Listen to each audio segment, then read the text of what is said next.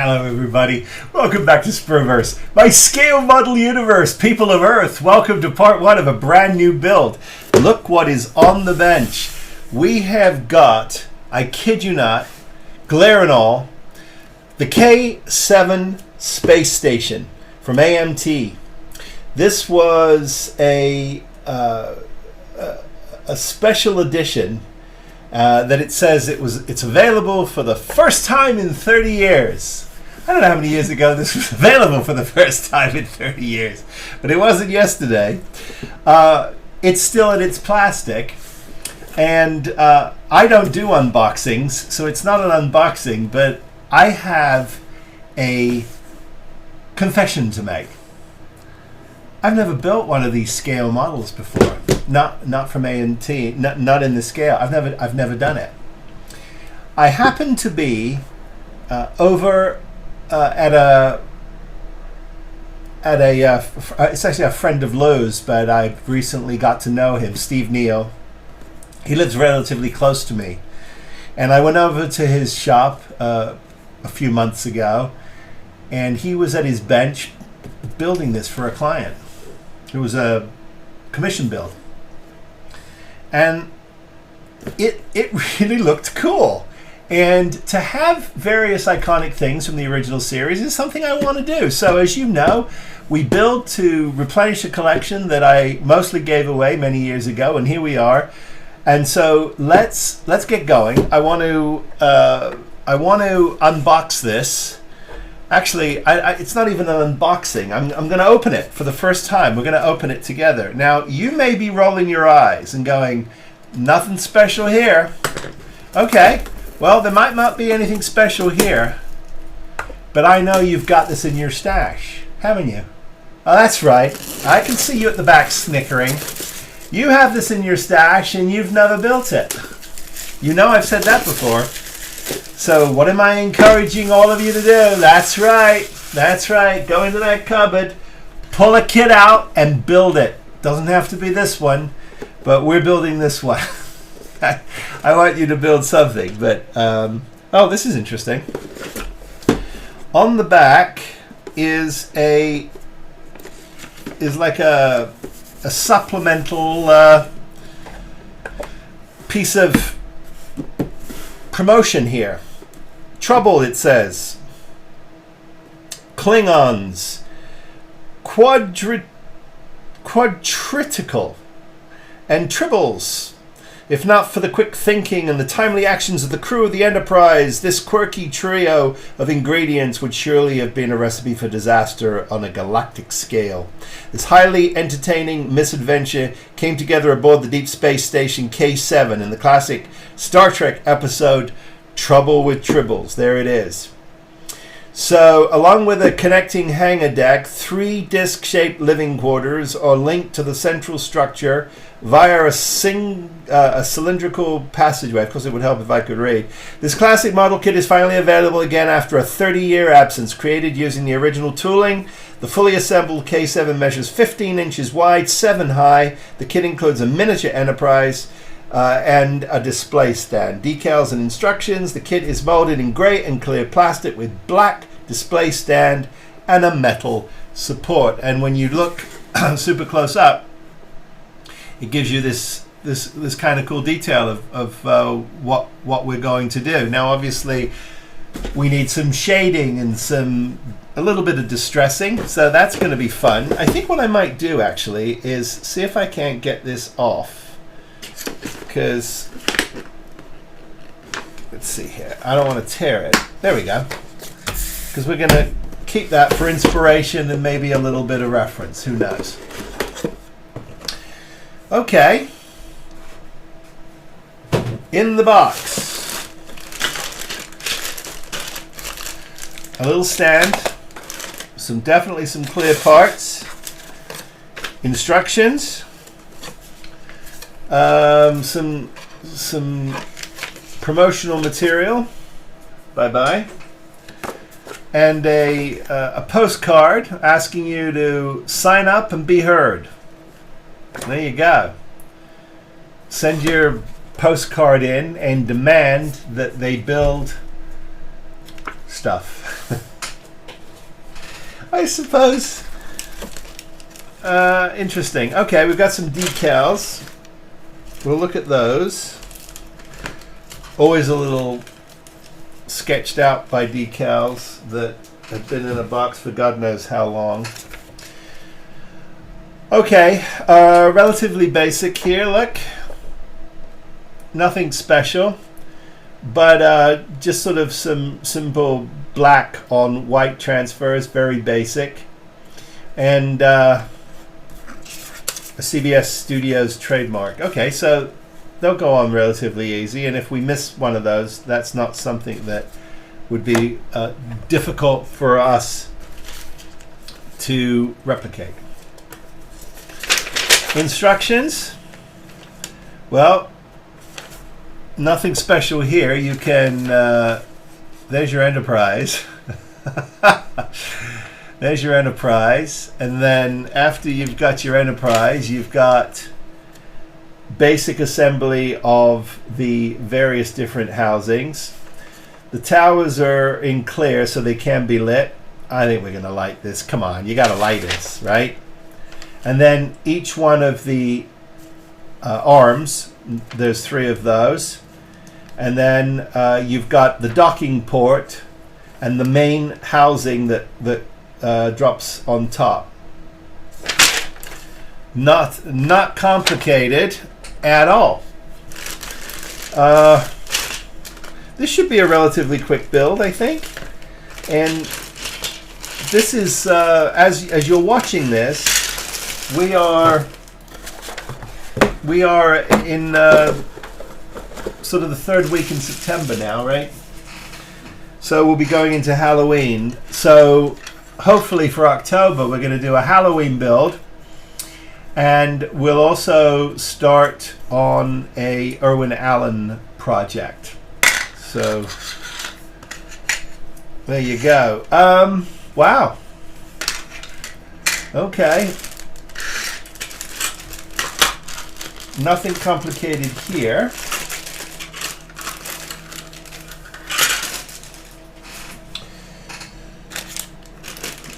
Not worried about doing anything to these clear parts because obviously they're going to get painted. Now, curiously, we need to mask these, and we're going to create some windows out of these cones, right? Because that's what it requires. So those are your living quarters. So there's going to be light coming out of these cones, the large one and the 3 small ones, and then we've got beacons. And so we've got an opportunity here to have some flashing beacons and some lights. Not an awful lot to clean up here. So I think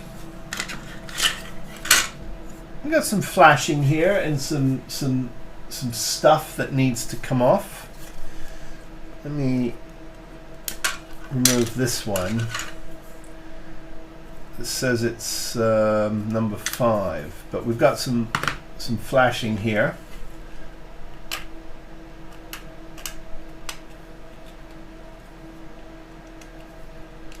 A little bit of flashing.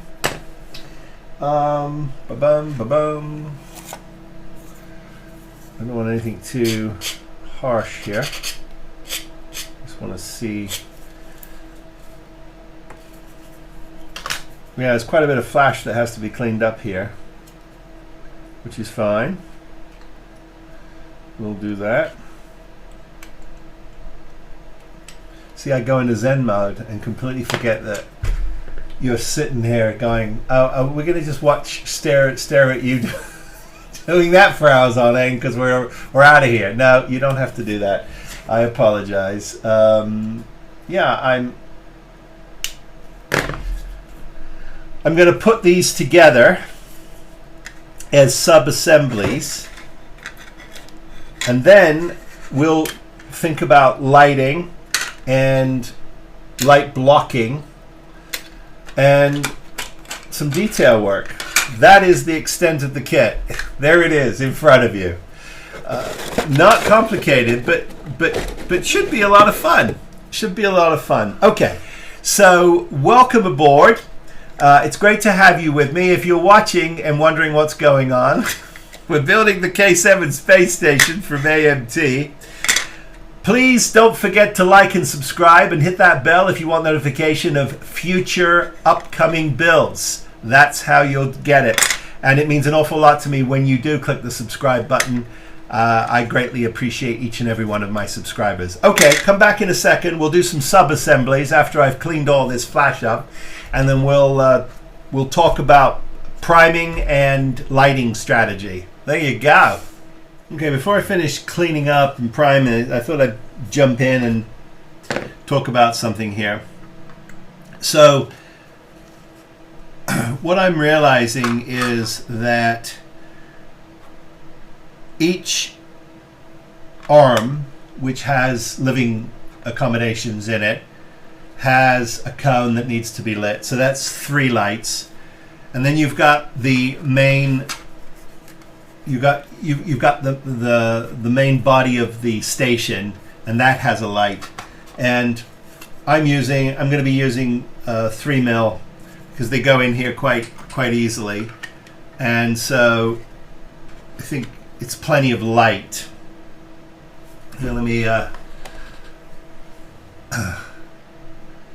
just get this closer. I think you'll agree. It's plenty. You'll see. I mean, obviously, this has to be light blocked, but even under these circumstances, I mean, you're getting a real pop. So those will be fine. So that works. And so I'm just drilling a hole, and I'm going to use the 3 mil, and I'll probably use a cool white. We'll see. Maybe a warm light is too yellow, or maybe it feels a little better to have it a little warmer. We'll see. But that will work. And then each one of these arms here has this flat this flat portion here. That's a better look at it. And so that's going to be a nav light. Come on, get into focus. Come on, you were in focus. Let me see. There we go. It's right there. We're going to spend all day trying to get that in focus. Isn't that fun? All right, so there's 3 of those. Now, I suppose you could do red, you could do green, and maybe another color, I don't know. But when you've got 3 sides, I think maybe they should just all be red, you know, just flashing red, not green, just a flash. So that's good. The other thing I'm noticing is that in this picture here, there's a beacon. There's a second light at the very top. So the station lights are on, but then there's little beacon lights here, and I think that would be fun. They're also indicating a light here for the space dock. Now, what's interesting about that is that the model comes with the dock closed. But I think I can scratch build something and cut this open, use a little bit of leftover photo etch I have, and make those doors look like they're half open, and maybe have a little light in there. I don't know. Maybe that's just overkill.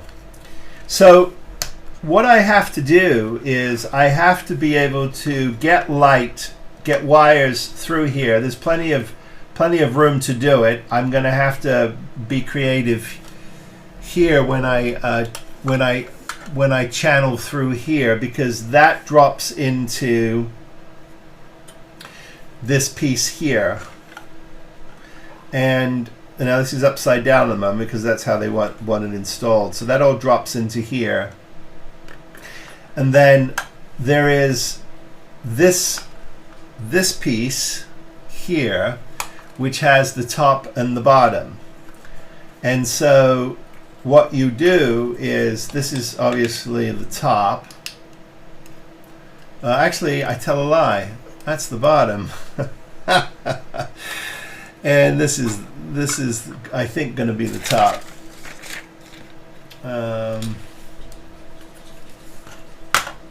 Yeah, well, there's two sides to it, right? You've got a top and a bottom. So let's see here. There we go. So that takes care of your main, and then underneath we've got a pin for whatever's going down there, and I think it's just this small cone right here. I think it is. Doesn't say. Let's see here. How funny is that? It absolutely does not show you why that has a hole in the bottom of it. Hilarious. It does, however, want, let's see here. I don't know why I had you there. So it does. It has the large top and the small bottom. So this is obviously for this. This is for what will connect to the bottom half of the main saucer, like this, like that. And then you've got to figure out why there's an indent here at the bottom. Now, of course, it's for the stand, but for me, it's I think I'm going to run a clear brass tube in here so I can pull all my wires through there and then into perhaps a wooden base rather than that dome, or maybe put that dome on a wooden base. I don't know. So, okay, it's pretty clear to me what has to happen. So I'm going to go ahead, clean up these parts now that I've figured out where everything goes. I'll clean everything up. I'll get everything primed, and then I'll channel for all the lights, and we'll take a look at that before I do final assembly, because obviously I've got to wire this thing before I do that, which is fine, no big deal. We can do that. Interestingly enough, there is. Oh, I see what it is. It's the stand for the Enterprise. This little code is just a stand for that tragic little Enterprise. Now, don't be upset with me when I tell you I don't think I'm gonna build it. I don't think I am, unless I can find a way to attach it to the station as if it's by the bay doors. I don't know. I just think it's a little sad. Okay. So lots to do, but I'm glad I bounced back just to sort of share that with you. Okay, I've been making some changes and some additions, so I wanted to jump in and show you what I was doing before I get too far down the road. Now, I did not have time to order Lou's masking set for this, but there is one available if you want it. Cult TV Man, Steve over there sells it, and it's a nice little kit. But one of the things I noticed when I was watching the digitally mastered TOS series recently is that they've added some Aztecing and all kinds of different plating to the ships. And I thought, how much fun would that be, is to just take some artistic license and just add a little juice to this. It certainly isn't canon, but you know on this channel, we're not canon folk. We're just make a great model, make it your model, and that's all that matters, at least to me at the moment. I've tried canon once or twice, and it just backfires on me like a cannon. Sorry about that. So what I've done is I took some extra strips that I had that Lou gives you in the 1350 refit, and I've been trimming those down. And what I've been able to do is create little masks for my windows. And that's what's going on here. I'm putting those on slowly. And that is taken directly from the poster that is this sort of card that's on the back of the repop of this kit. And you can see that there's a lot here to kind of follow. So you've got your windows. I've got a beacon that I've added, a flashing beacon to the top, and I've added some flashing red chip SMDs from Evans Design to the arms, to the living areas on the arms, or the various different sections of the station. So what I thought I'd do is show you this flashing SMD that I've added to the top of the beacon. Now, it was a little bit of a drama to get this on here, but I thought it was worth it. So there you go. That's flashing. So I thought that was fun. It's just a normal flash rate Evans Design chip. Now you can get these at a much faster rate, but I like the normal flash. It's great for nav lights. It's great for things like this. Now, I also added to the top of every one of these cones, which are the three arms of the station, I added a blue light to the top of this. And there that is. And what I've done is I've used a little bit of my black tulip paint to put in the bottom of this cone, and what that will allow me to do is sort of light block it so I don't get any blue light leaking into the window area. So that is going swimmingly. I'm very, very happy with that.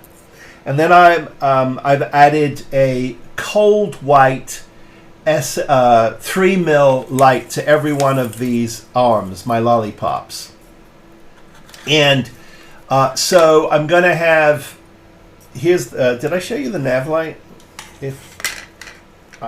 I'm sure I did, but I'm going to do it again. Do you know what I mean? Just in case you've just arrived and didn't know I did that. All right. Okay, we're not mixing rocket fuel in tubs over here, folks. We're just having fun at the bench. Okay, so there you go. Let me get this close and move my lollipop to camera. There it is. So I've done that on all three of the arms. So each arm will have a flashing sort of beacon light. You know, the kinds of lights you see at the top of telephone towers and things like that. Just to warn folks that there's an object there in space. Don't hit me, please. And then, of course, the center cone where all the living areas are, I suspect, or at least the various different decks. And that's what I'm working on now. So I've done my center cone, and I am now doing my 3 cones. And I'm adding all of that masking to that. When I've done that, I will sort of do a sub-assembly and just quickly test my lights, make sure everything is running. And then I should be good to start assembling all of this so that I can start doing a final sort of blend coat and everything comes together. I've got a bunch of seams I've got to work on. And it is going to be a little tricky getting the Aztecing on this once it's all done. I just think for me, I find that if I'm painting a surface, then adding Aztecing, even though you put a clear coat on it to protect it, you still got to fill that seam in. And I don't know, it hurts my head a little bit. I like to get everything together, seal it up, get it all puttied and clean and pretty. And then I will do my Aztecing. It's a little more awkward, but we'll get there. It'll be fun. Okay, so I'm going to plow ahead. I'm going to keep on adding my window masks. I've got 2 more cones after this to do. It should go relatively quickly.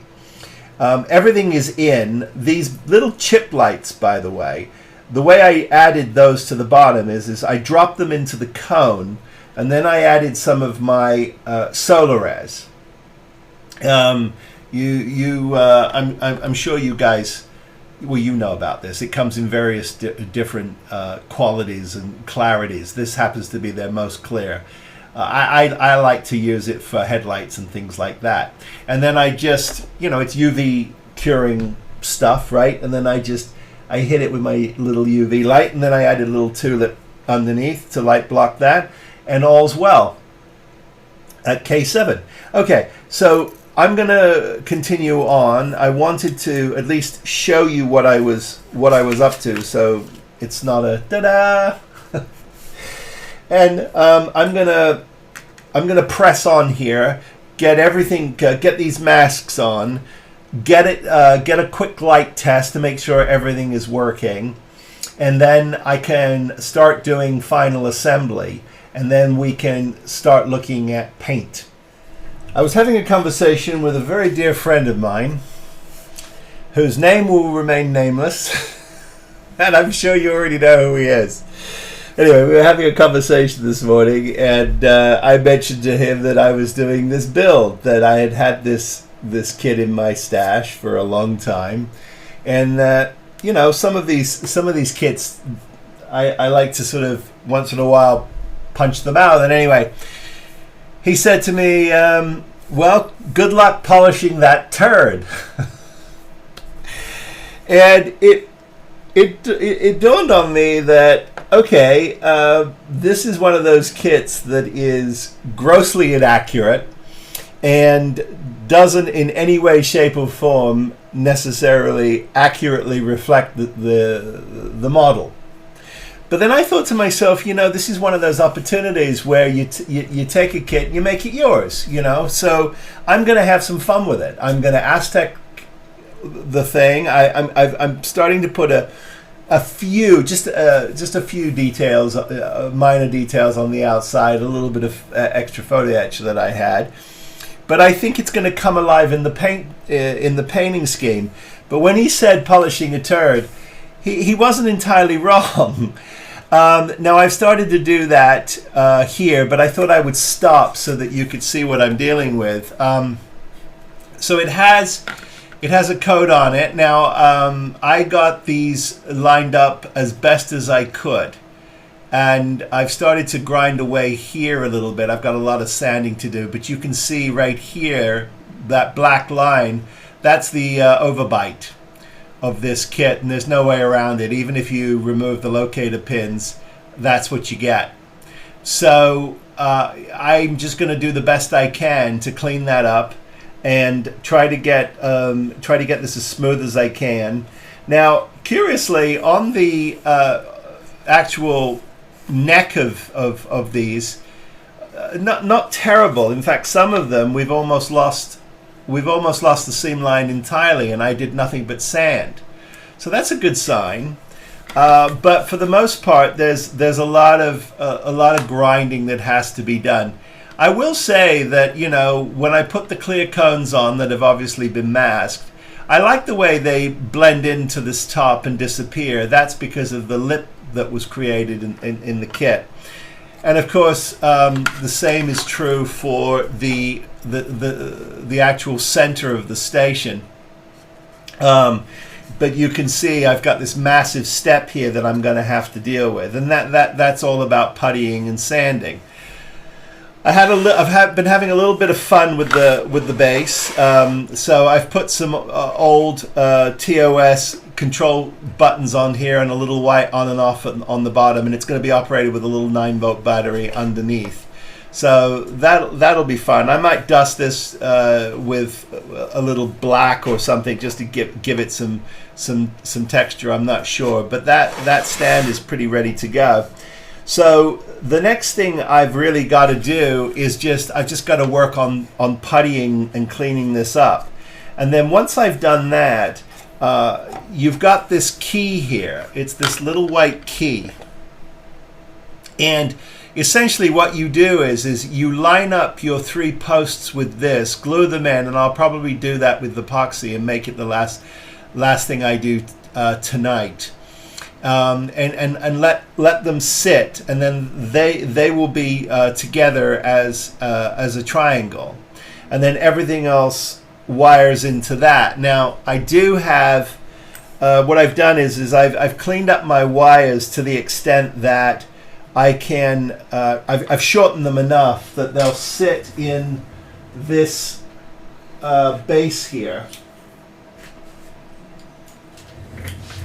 There's room, and there's actually enough room, if you can believe it, in this base here.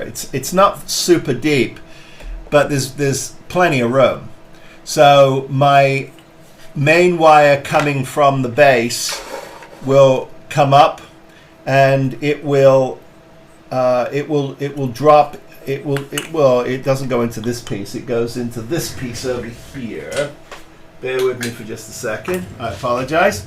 Here's this piece, and this is the doors. So this goes on like this in essence, and then my main power wire goes up through there, and then everything sits on that. So that will go like thusage.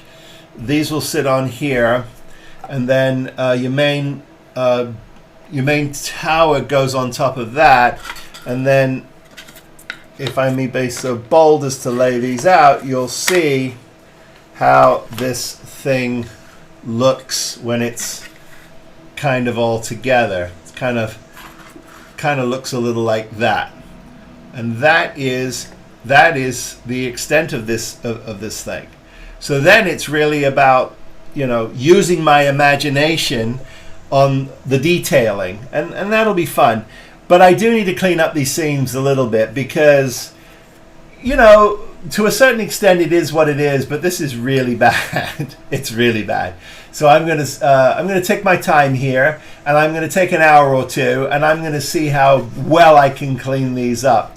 I did, interestingly enough, add a little bit of surface primer to this seam here, and that's pretty good. I mean, it's gone away quite nicely. So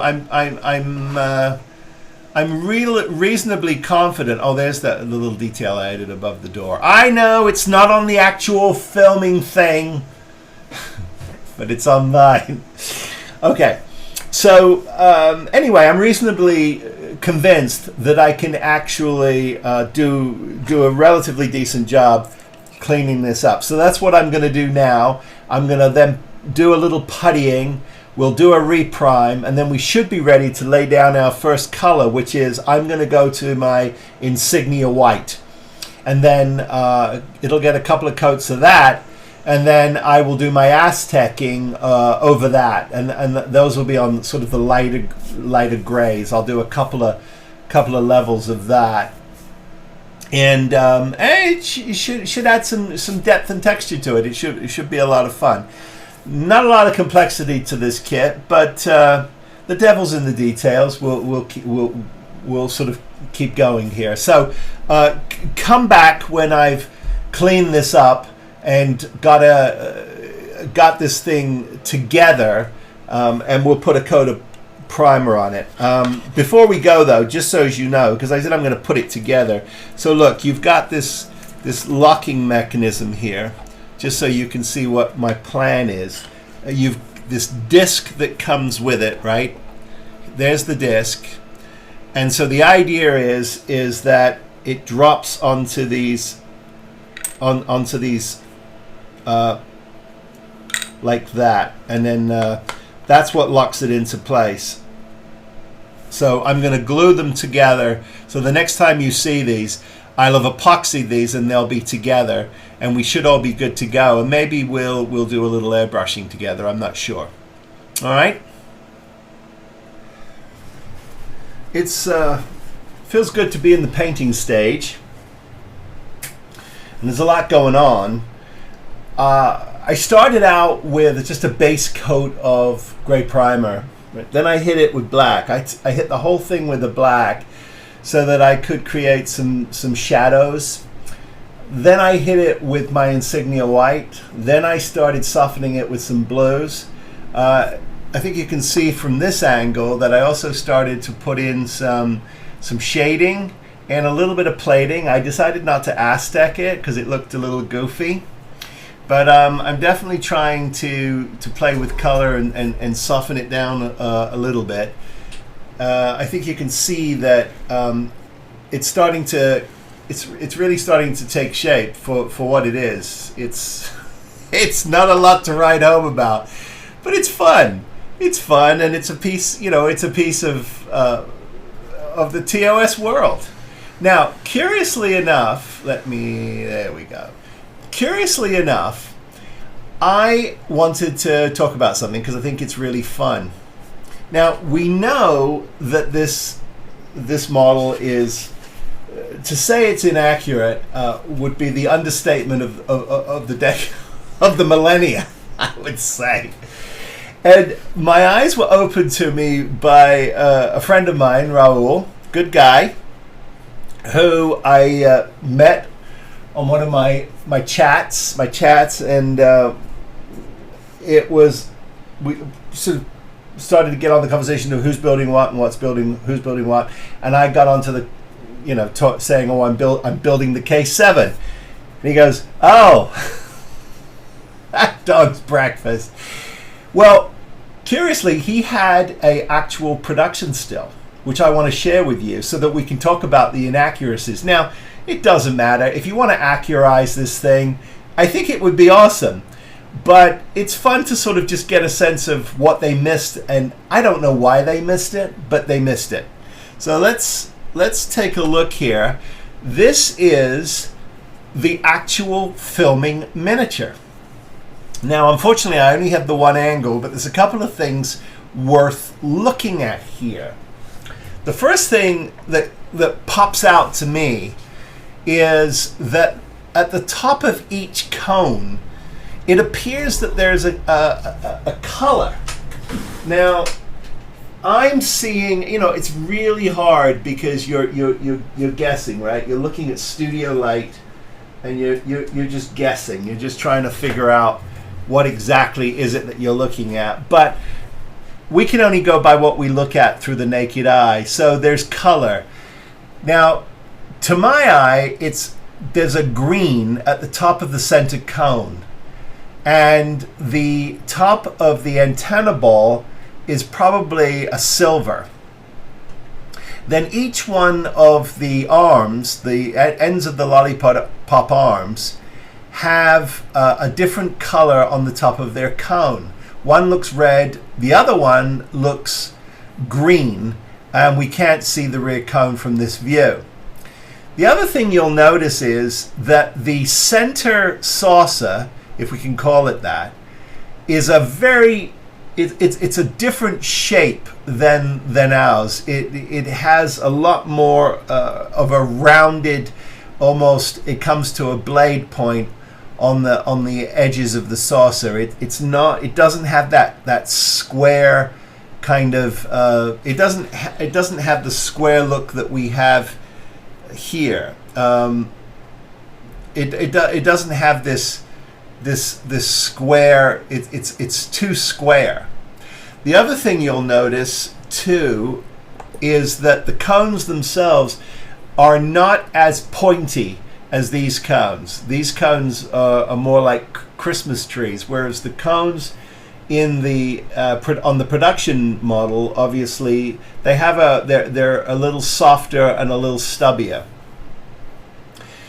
If you go to the very bottom of the model, you'll notice that this piece here is radically different than the production one. It's the one in the production model obviously is not as short. It's much wider, and it has a slightly rounded top to it. Very, very different there. And the thing that screams out at you is this piece here. If you notice on the side of the center the center station, there is another rod with a tank of some kind that extends out, and it extends out from this. It extends out. Well, let me get you here so that we can look at it. There, that's better. It extends out from here. It's missing. They couldn't have built that? Come on. Or they didn't know about it? I don't know. It's kind of weird, but it's missing. It's not there. And in the production still, you'll see it's very much there. Absolutely it's there. So if you want, and also at the top of this, I don't know if you can see it here. There you can. And if I try to zoom in without blowing the whole thing up, you can see that there's 3 little antennae coming off the very top. And I think I'll put those on. They're like little wires. And they're missing from the top of this thing. So when our community talks about this being disappointing, well, they popped this thing, 40 years ago plus, and never looked back, right? So it is what it is. So I don't know, but I think it's fun to have. It's once I've got a clear coat on this, and I can get the decals on it, and then we can do a final kind of blender over that. I think we'll have something. I am going to put little wire antenna on the top. Why not? It's worth it. There's 3 of them. I'll try to get those on. And then we will be dangerously close to finishing this thing. I don't know. For a weekend build, why not? And it's not that complicated. So I think it's definitely worth it. Now, obviously, the light here in the studio is blowing out the colors, so you can forget how much time I worked on the airbrushing. But I assure you, I'm pretty happy with it. It looks pretty good. I mean, I think I've done a reasonably good job. Once I get all the little masks off and we can turn on the lights and turn it down, I think we'll have something even more fun. Okay, so what I'm going to do now is I'm going to try to get the antenna on here, and I will get ready to give this a clear coat and get some decals on it, and then we'll take a look at it, final, and we'll have some last looks and a last laugh. Okay, stick around. Over 40 years ago, AMT put out this kit. This was the K7 space station, AMT's sort of continued support of the Trek world. Obviously, you could get a Romulan bird of prey, the Enterprise, the interplanetary UFO. You could get the Galileo 7 shuttlecraft, Mr. Spock, and of course you could get a Klingon cruiser. These kits are still everywhere, and they're great for, I think, immersing yourself into the hobby. They're not complicated. They're obviously not the greatest in terms of what they are, but if they're repops of molds that have been around for years and years and years and years and years. But I think some of them are really worth having in your collection. I had this in my stash for a long time, but this was the 30th anniversary version, which came with this, as we know, this funky poster, which they took the box and they glued this to the back of the box, and that was their way of saying we are back. But it was funny because when I pulled this kit out of the stash and thought, you know what, I'm going to build it. It's Star Trek. It's part of the universe. It should be up in my collection. Regardless of what you think of it, I had no idea the vitriol I was going to get from a lot of my subs, but also from a lot of friends that I hang out with on chats and stuff like that. And of course, as you know, as we dived in, we realized, yeah, you know what it is? It's disappointing if you want accurate versions of things. And you realize that it's not that and it never will be that. But there's a part of me that thinks that's okay. You know, it is a version of something that no one else has put out. Now, there might be some 3D versions of this out there that accurizes it. And if you're going to accurize it, you definitely want to add that tank. It's a little piece of tube and a tank, and it's very easy to add. Something I might do in the future. I don't know. I put this on its base that came with the kit. I put a couple of little buttons on it that are of the world. Some people ask me where I got those. They're easily available on the jewel buttons, and they're easily available on Etsy. It does light up, but rather than turn all the lights off and go through that painful process, I thought it would be fun to show you this little bit of video I took last night of this kit. Here it is. It was I let it run for the last half an hour to make sure that nothing burns out or shorts out. But here it is, and I really think that you can feel in deep space that you arrive at this station. That's what you would find. That's kind of cool.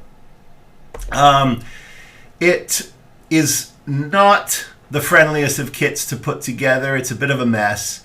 Seems, good luck. I did the very best I could, and I think for the most part I got, I'm seeing a little schmutz. For the most part I got all of them out, or that I could. So I think you can see that the extension arms, the seams disappeared quite nicely. I was very happy with that. I had some alignment issues on a couple of the sources, but that's okay.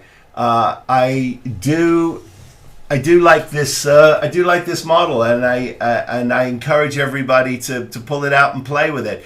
Even if you are a first-time modeler or you don't think you have the skill to do something like this, you actually do.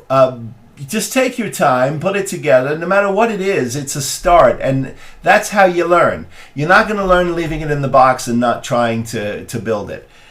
I say this like a broken record. I am learning every day I come to the bench, and I if you're here for professional modeling advice, you're in the wrong place. This is definitely marginal modeling advice. But I'm learning, and I feel like I'm getting stronger and stronger and stronger, and that's a good thing. It's fun to be able to learn. So that's it.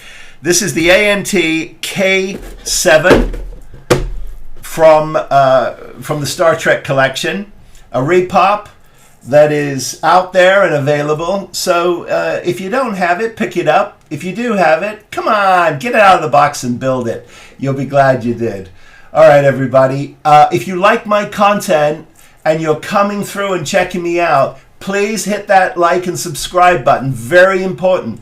I saw on my analytics that 57% of you coming through are watching my videos, but you're not subscribing. Just click the button.